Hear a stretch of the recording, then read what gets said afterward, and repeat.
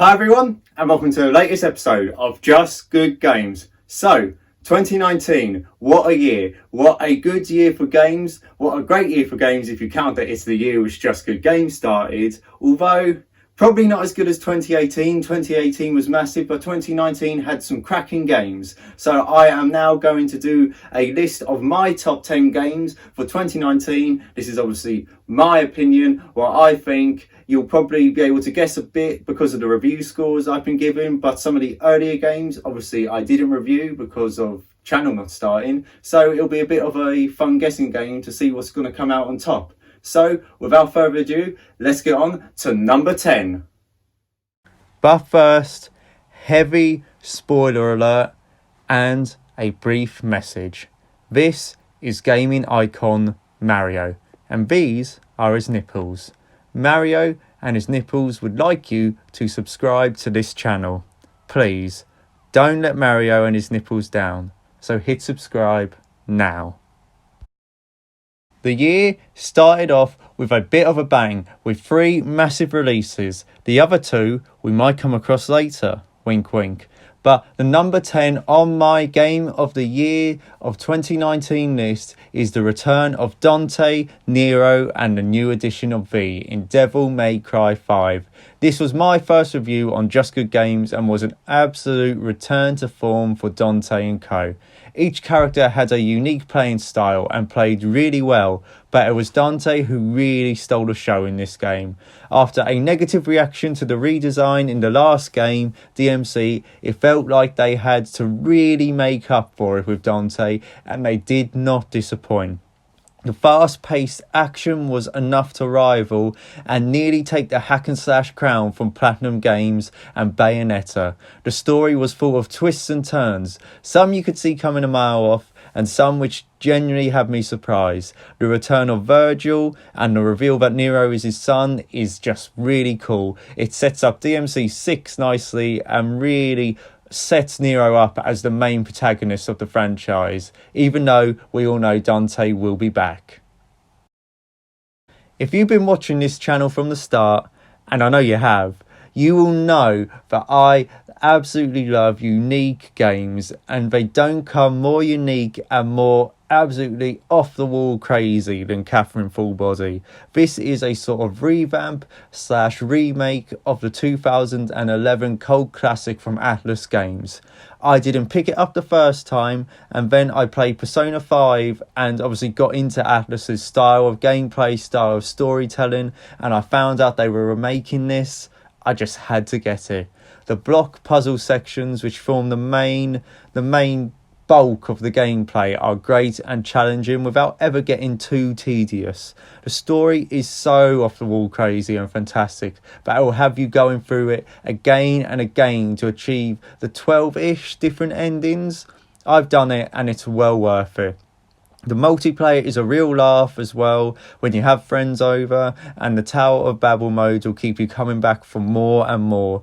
The way this game works and the tower block puzzles just makes this game one of a kind, really. I highly recommend it to anyone who hasn't played it. I just think you should give this game a go, as it's an experience like no other, and that's why it's number 9 in my Games of the Year.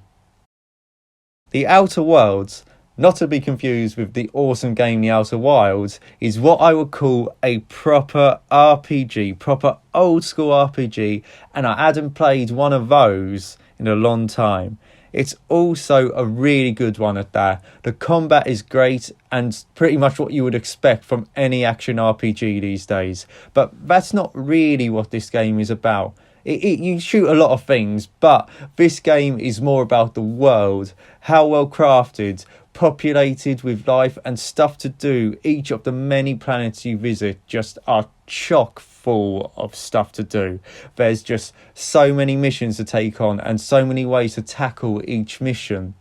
Your character is pretty much a blank slate at the start, and you can really customize him or her to the way you want to play. Raising your science, medical and speech skills open up dialogue options which allow you to take alternative approaches to missions. This really is just what an RPG should be, and is probably the best RPG since The Witcher 3. I can't think of many after that which have sort of hit this level. Microsoft really have made an absolutely great move in acquiring Obsidian Studios, and I can't wait to see what they come up with in the future. So that is my number 8, The Outer Worlds. The first of my triple bill of Nintendo Switch exclusive games now, and we start with Platinum Games' latest offering, Astral Chain. This game is so good and offers a new twist on the fast and furious combat which Platinum Games has mastered over the years. Taking control of the main character and his or her legion at the same time offers a really unique control scheme. And with 5 different legions with their own separate abilities and own combat style means there's a load of different options for combat and puzzles. The story is great and is just a wild ride. It, like most hack and slash Japanese games, escalates and escalates with more outlandish twists and bigger bosses. Speaking of bosses, the bosses are just amazing and really push you to learn and master the abilities of each legion. The bosses really do get to like that screen filling level where you're just like this tiny person and like the bosses are just taller than buildings. It's fantastic. The emotional core of the story is the relationship between the 2 siblings though, one which you play as. It can lead to some real emotional moments and payoffs, though some more grounded and funny side missions also alleviate this, and this game has a real charm and doesn't take itself too seriously sometimes. It also sets itself up for a sequel, so I'm really looking forward to playing that in the future.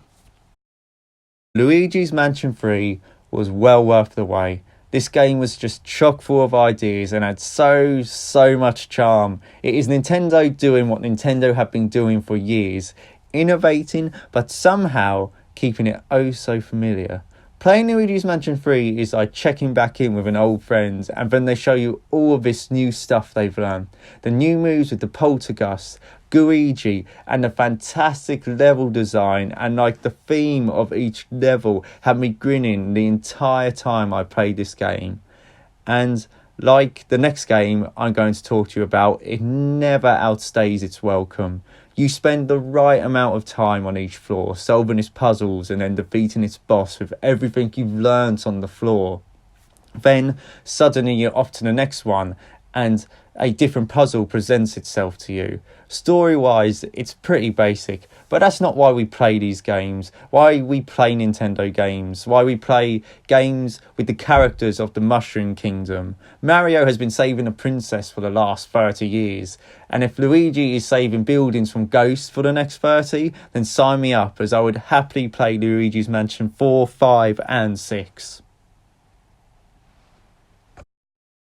I really wasn't expecting to like Link's Awakening as much as I did. Sure, I knew it was going to be good. Come on, it's a Legend of Zelda game. It's gonna be amazing. But I'm just a bigger fan of Link's 3D adventures as opposed to his 2D ones. And some could argue that although it's pretty much 3D now, it still maintains those 2D elements. It's a simple yet somehow complicated game and really has and maintains its old school nature but still manages to bring it all to the new school. The map, although quite small, is chock full of collectibles, enemies and stuff to do, with parts blocked off by obstacles that can only be removed once you have obtained specific items from one of the 8 dungeons, which are all superbly crafted and full of puzzles which are more challenging than you think they are going to be. The boss battles are great and again still maintain that old school classic vibe of using the rule of 3 or 6 to take down. The story is basic, but the twist, which is sort of spelled out for you, is pretty fun.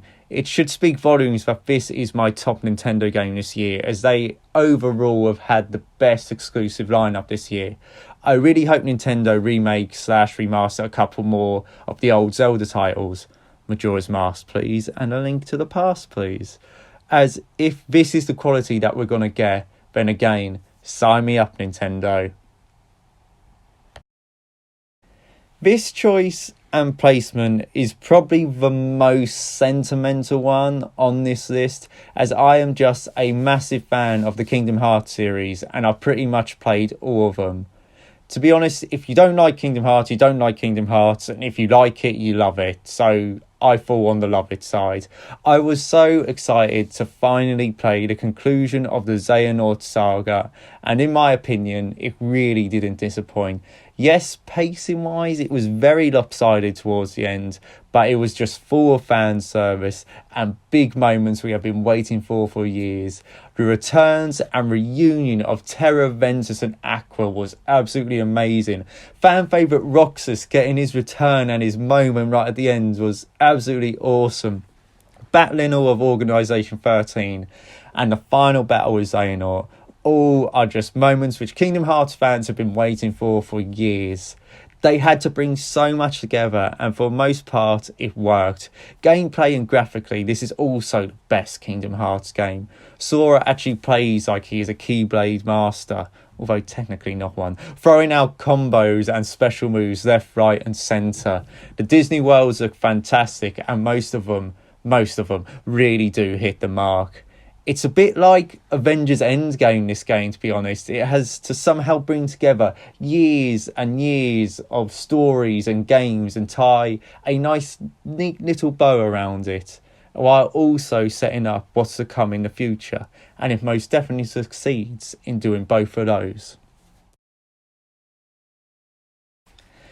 Oh, From Software, why do I like to punish myself by playing your games? Well, because they're really, really good, and Sekiro continues their run of form. This is the latest evolution in the Souls series, and as much as things change, things still manage to stay the same. It's still pretty much a boss gauntlet, and it's still hard as hell. But it's in Japan now. You traverse the world more vertically with your grappling arm, and of course you can swim, which is massive in the Soul series. The new posture and counter system works so well, and it encourages a more controlled style than, say, Bloodborne, but it's still classic Souls. Some of the boss battles are absolutely top tier Souls bosses, especially the final one. That bastard took me so long to defeat. It also has multiple routes to take, so like it encouraged multiple playthroughs, although I really haven't taken up that challenge yet and I don't fancy it. The thing is, if you don't like the Souls games, then you're probably not going to like this, but if they are your bag and you like a challenge, you are in for a real treat. I love the Souls games, so this was always going to be near the top of my list. I personally thought this was going to be top of my list. This was going to be my game of the year. But the game which I put top is just a little bit better.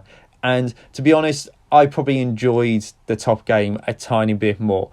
But Death Stranding is an absolutely fantastic game, and it is going to be one of the games of the generation, and we will probably be talking about this game a lot more in the future than the game I've actually put top, but I just enjoyed the top game a tiny bit more.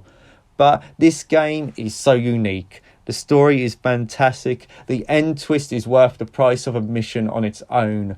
The boss battle against Higgs is one of Kojima's best. All the boss battles are fantastic, but the Higgs one is just a throwback, a little wink and a nod to Solid versus Liquid Snake at the end of Metal Gear Solid 4. I still find myself coming back to this game and just doing more and more deliveries, trying to get that elusive platinum trophy. Its game loop is strangely addictive and it's probably one of the best acted games I've ever played. It's not going to be for everyone, but it was most certainly for me. The world and the lore of the world is so interesting, and when it wants to do action, it does it very well. There are, obviously, the gameplay feels so much like Phantom Pain sometimes, and I absolutely love that game. Death Stranding is an absolutely amazing, unique gaming experience, and I do recommend everyone tries it, even if you don't like it. If you don't like it, so be it, but this game is unique and fantastic and has just been beaten to the top of my list by this next game. Resident Evil 2, the remake, is pretty much the perfect Resident Evil game, and is, in my opinion, the best survival horror game of all time. It's a game I really didn't know that I needed, and also made me realise how much I love the Resident Evil series. It takes the best bits from the entire series, the gameplay from Resident Evil 4, and improves upon it. The graphics and style of 7, obviously the modern style, the great new graphics, and the story and location of 2. It puts them all in a big old pot and you get this fantastic game. Obviously, you have the 2 characters, you have Leon and you have Claire, and they are both used fantastically. The way the 2 campaigns mesh and work together is fantastic. I started off with Leon and then played Claire, and it just works. The whole style works. The game is really like a big old puzzle, finding keys, solving little puzzles to make your way through the police station, the sewers and the lab. The zombies are scary, the jump scares are there, and Mr. X is one of the greatest villains of all time. He's one of those Terminator, alien styly big bads who can just not be taken down, and you keep trying to take him out but he just keeps on coming back. The boss battles are all fantastic, and there's just a real sense of dread, a real sense of I don't want to go around this next corner because I don't know what's there, and it makes you feel like you're getting by the skin of your teeth. There's very little ammo, it just gives you enough to get through. There's very little health, it just gives you enough, and it really makes you feel like you're surviving. So hence, survival horror game. Resident Evil 2 Remake is my game of the year for 2019. So what you're doing here, go out, get it and play it. So there you have it. Those were my top 10 games of 2019. Let me know what your top 10 games are in the comments below. So all I have to do now is say thank you for watching. Like, share, subscribe, definitely subscribe. Follow us on Facebook, follow us on Instagram. And once again, you have been watching Just Good Games.